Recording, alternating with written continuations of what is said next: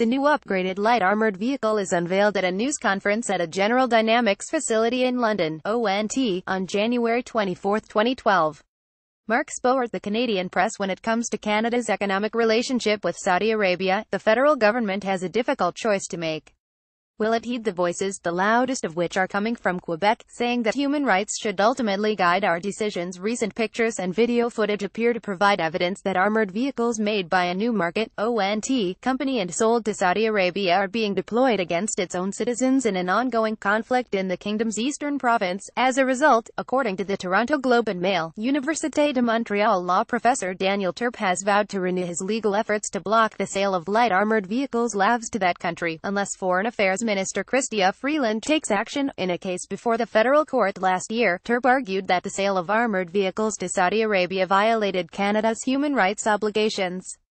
That case involved a $15 billion deal for another company, General Dynamics, to sell light armored vehicles made in London, ONT, equipped with machine guns and anti-tank cannons. The lucrative weapons contract was originally approved by the former Conservative government under Stephen Harper. After the 2015 election, there was pressure on the Liberals to cancel the deal, given Saudi Arabia's widely criticized abysmal human rights record. However, then Foreign Minister Stéphane Dion said he was unable to block exports unless there was evidence that the armored vehicles were being used against innocent civilians. In January 2017, the court decided in the government's favor, stating that the sale was made legally. The judge also noted that Turp had not produced evidence proving that Canadian-made combat machines had been used against Saudi citizens.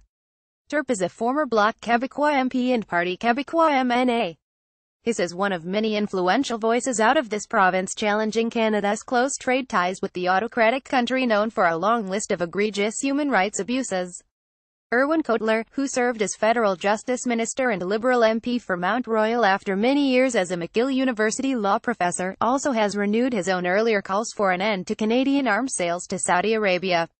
Quebec has an established track record of leadership on this file. The international campaign to raise awareness of Saudi Arabian blogger Raif Badawi's plight has a home base in this province.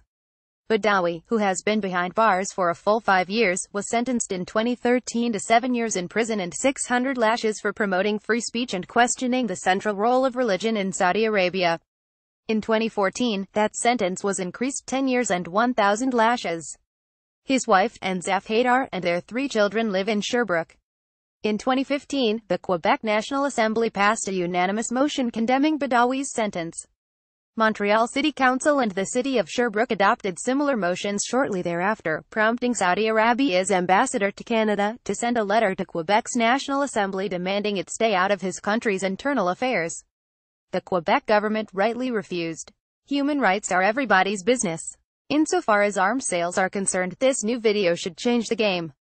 Let's not forget that a UN report published last year already had indicated that the Saudi Arabia-led coalition operations in the armed conflict in Yemen had led to significant deaths and suffering of children. If Saudi Arabia has indeed violated its agreements with Canada, then it follows that the government must cancel the LAV deal. Striking a balance between Canada's economic interests and our commitment to human rights is, and always has been, a deeply difficult exercise.